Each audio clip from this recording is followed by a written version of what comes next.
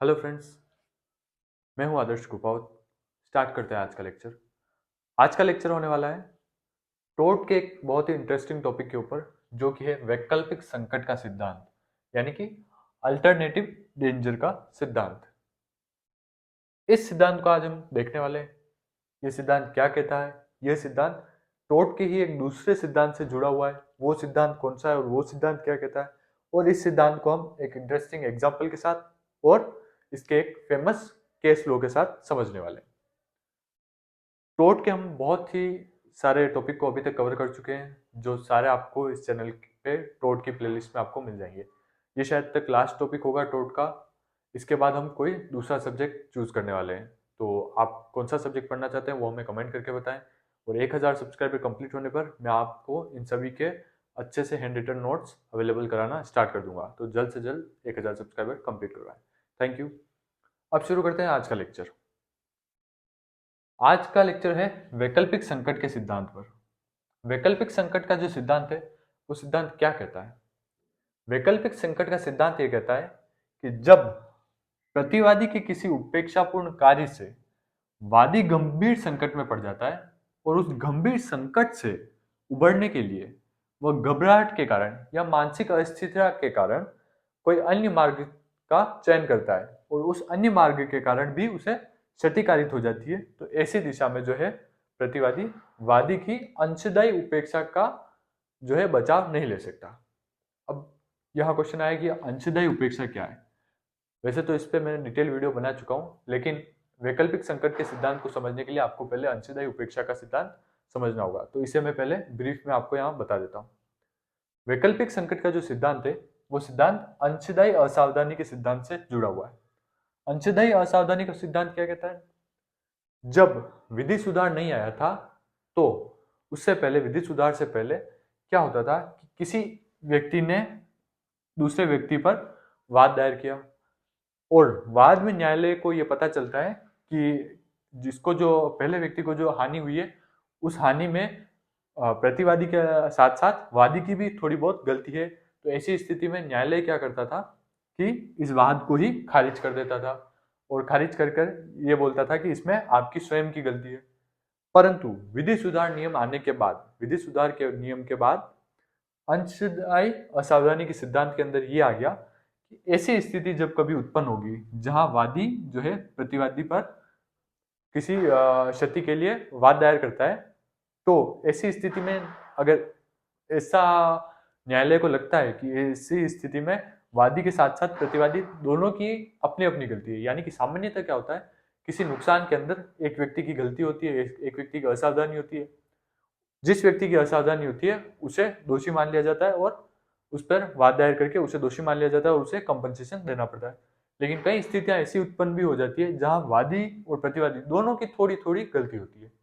तो ऐसी स्थिति में विधि सुधार नियम से पहले तो न्यायालय उस वाद को ही खारिज कर देता था, परंतु विधि सुधार नियम के बाद अंशदायी असावधानी के सिद्धांत के अंतर्गत न्यायालय क्या करता था कि जितनी इसकी वादी की गलती है उतना कंपनसेशन कम कर दिया जाता था। यानी कि वादी और प्रतिवादी की दोनों की गलती है, वादी ने प्रतिवादी पर वाद दायर किया, इस व्यक्ति ने इस व्यक्ति पर वाद दायर किया, तो ऐसी स्थिति में दोनों की जब गलती होती थी तो न्यायालय इनकी गलती के अनुसार, यानी कि इसकी कितनी गलती है इसकी कितनी गलती है उसके अनुसार देख करके जितनी इस व्यक्ति की स्वयं की गलती है जिसका नुकसान हुआ है, जितनी इसकी स्वयं की गलती उतना कंपनसेशन कम कर देता था। इसको जितना कंपनसेशन मिलने वाला था उसमें से थोड़ा कंपनसेशन कम कर देता है जितनी इसकी गलती है।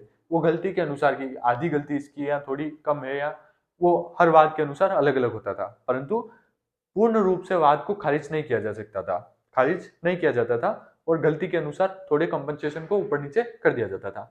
ये क्या था? ये था अंशदायी असावधानी का सिद्धांत। यानी कि अंशदायी असावधानी के अंतर्गत ऐसा होता था कि आपकी दोनों की अगर गलती है तो थोड़ा कंपनसेशन ऊपर नीचे हो जाता था। अब बात करते हैं अपने आज के टॉपिक के ऊपर कि वैकल्पिक संकट का सिद्धांत इस सिद्धांत से कैसे जुड़ा हुआ है।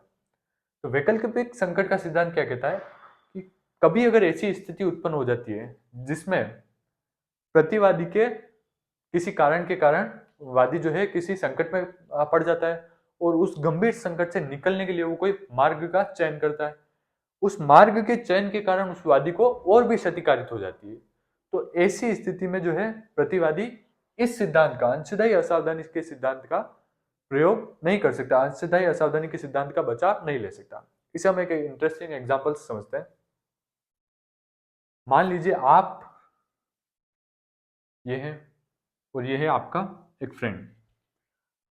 आप अपने फ्रेंड को अपनी बाइक पर बिठा करके घुमाने के लिए लेकर के जाते हैं कि आज कहीं घूम कर आते हैं, मार्केट में चल के आते हैं। ये आप हैं, ये आपका फ्रेंड है। आप बाइक चला रहे हैं, आपका फ्रेंड आपके पीछे बैठा है। चलते चलते आपको कुछ ऐसा लगा है, आपका मन में आई कि मैं बाइक को बहुत तेज स्पीड से चलाता हूँ, उसमें मजा आएगा, थ्रिल होगा। तो आप अपनी बाइक को बहुत तेज स्पीड से चलाते हैं, जहां पर पीछे बैठा आपके दोस्त को ऐसा लगता है कि आज तो मैं मर जाऊंगा, एक्सीडेंट हो जाएगा और मैं मर जाऊंगा इसकी इतनी तेज बाइक चलाने की वजह से। और वो इस बात से बहुत डर जाता है। डरने के कारण, मरने से बचने के लिए वो क्या करता है कि आपकी बाइक से कूद जाता है रास्ते पर। आप तेज बाइक चला रहे थे, वो चलती बाइक में ही कूद जाता है। तो कूदने के कारण आपके दोस्त को थोड़ी बहुत चोटें लग जाती है।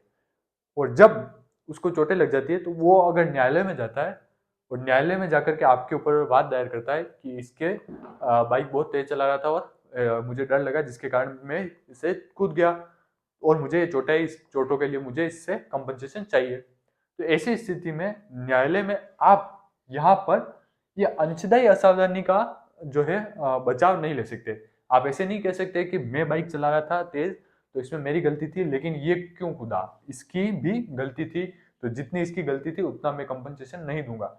ये बात आप यहाँ नहीं कह सकते। क्यों नहीं कह सकते? क्योंकि यहाँ पर अंशदायी असावधानी का सिद्धांत लागू नहीं होकर के वैकल्पिक संकट का सिद्धांत लागू हो रहा है। यानी कि आपके दोस्त को ये तो लग ही गया था कि या तो इसकी बाइक पर मैं बैठा रहा तो भी मैं मरूंगा, और मरने से अच्छा है कि मैं इस बाइक से कूद जाता हूं जो थोड़ी बहुत चोट आ जाएगी। यानी कि संकट तो बाइक पर बैठने में भी था और कूदने में भी संकट था। तो दोनों में से इसने उस संकट से, पहले संकट से, मरने के संकट से निकलने के लिए इसने कोई दूसरा रास्ता अपनाया। कौन सा रास्ता अपनाया? कूदने का। और कूदने के कारण ये किसी अन्य संकट में गिर गया, यानी कि गिरने की वजह से इसे चोट लगी और थोड़ा बहुत नुकसान हो गया इसको। तो ऐसी स्थिति में यहाँ पर वैकल्पिक संकट का सिद्धांत काम कर रहा है। यहाँ पर आप ये नहीं कह सकते न्यायालय को कि इसकी गलती थी और ये कूदा क्यों, इसे नहीं कूदना चाहिए था। ये कूदा क्योंकि इसे डर था कि अगर ये बैठा रहा तो एक्सीडेंट हो जाएगा और ये मर जाएगा। तो ऐसी स्थिति में यहाँ पर क्या हो रहा है?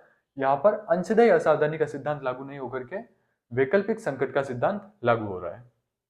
अब इसे हम एक फेमस केस लॉ के आधार पर देख लेते हैं, जो कि इसी एग्जाम्पल की तरह है। केस लॉ क्या है? जोन्स वर्सेस बयासी। इसमें क्या हुआ था कि वादी जो है, प्रतिवादी की एक घोड़ा गाड़ी थी, उस घोड़ा गाड़ी में बैठ करके जा रहा था। रास्ते में जो है वादी जो है प्रतिवादी की घोड़ा गाड़ी में बैठ के जा रहा था। प्रतिवादी ने क्या किया कि उस घोड़ा गाड़ी की रफ्तार को धीरे धीरे करके बढ़ाना शुरू कर दिया। घोड़ा गाड़ी की रफ्तार जब बहुत तेज हो गई तो वादी को ऐसा लगा कि अगर वो इस घोड़ा गाड़ी में बैठा रहा तो इस घोड़ा गाड़ी का एक्सीडेंट हो जाएगा और वो मर जाएगा या उसे बहुत अधिक चोटें लग जाएगी। तो इससे बचने के लिए जो है वादी ने क्या किया कि वो इस चलती हुई घोड़ा गाड़ी से कूद गया। कूदने की वजह से उसे थोड़ी बहुत चोटें आई। तो चोटों के कंपनसेशन के लिए जब उसने वाद दायर किया तो न्यायालय ने वाद को सुना, और जब प्रतिवादी ने यह कहा कि इसकी गलती थी, ये कूदा, तो न्यायालय ने कहा कि ऐसा नहीं है। अगर कोई भी प्रज्ञावान व्यक्ति इस स्थिति में होता तो वह भी अपने आप को इस पहले संकट से बचाने के लिए कोई दूसरा रास्ता अपनाता ही था। तो ऐसी स्थिति में कौन सा सिद्धांत हुआ? वैकल्पिक संकट का सिद्धांत हुआ। इसे ब्रीफली एकदम छोटे तरीके से समझे तो किसी एक संकट से बचने के लिए, किसी एक संकट से बचने के लिए कोई रास्ता अपनाना, और उस रास्ते की वजह से आप किसी दूसरे संकट में फंस जाते हो, तो ये है वैकल्पिक संकट का सिद्धांत। इस सिद्धांत जब लागू होगा तो जो है जिस व्यक्ति ने आपको संकट में फंसाया वो यह नहीं कह सकता न्यायालय को कि इसकी गलती की वजह से ही यह संकट में पड़ा है। एक छोटा सा एग्जाम्पल मैं और दे देता हूँ कि सपोज आप किसी एक कमरे में बंद हो, जिस कमरे में एक व्यक्ति के द्वारा गलती से कोई आग लग जाती है, और आप उस आग से बचने के लिए इस कमरे की एक दीवार को तोड़ करके बाहर जंप कर जाते हो। बाहर पानी का एक कुआं था, आप उस कुएं में गिर जाते हो। तो जब आप बाहर निकलते हो और न्यायालय में वाद दायर करते हो, तो ये जो व्यक्ति है, जिस व्यक्ति की वजह से जिस व्यक्ति ने आग लगाई थी, वो व्यक्ति न्यायालय में जाकर के ये नहीं कह सकता कि आप खुद कुएं में कूदे थे, इसमें उसकी कोई गलती नहीं है। न्यायालय ये मानेगा कि उसके द्वारा लगाई गई आग से बचने के लिए, उस संकट से बचने के लिए आपने कोई दूसरा रास्ता अपनाया, जिस रास्ते की वजह से आप एक और संकट में चले गए। तो जब आप एक संकट से बचने के लिए कोई रास्ता अपनाते हैं और उस रास्ते की वजह से आप किसी दूसरे संकट में पड़ जाते हैं, तो ऐसी स्थिति में भी जिस व्यक्ति के द्वारा आप पहले संकट में पड़े थे, उस व्यक्ति को दोषी माना जाता है और उसे जो है अंशदायी असावधानी के सिद्धांत का लाभ नहीं मिलता। यानी कि वो ये नहीं कह सकता कि थोड़ी बहुत इसकी भी गलती है, मेरा कंपनसेशन कम करो। न्यायालय में वो इस बात को नहीं रख सकता। आई होप आपको आज का टॉपिक समझ में आ गया होगा। अगर आपका कोई क्वेश्चन है तो आप मुझे कमेंट करके बताइए। नेक्स्ट किस सब्जेक्ट पर आप अपना लेक्चर चाहते हैं, ये भी मुझे कमेंट करके बताइए। Thank you.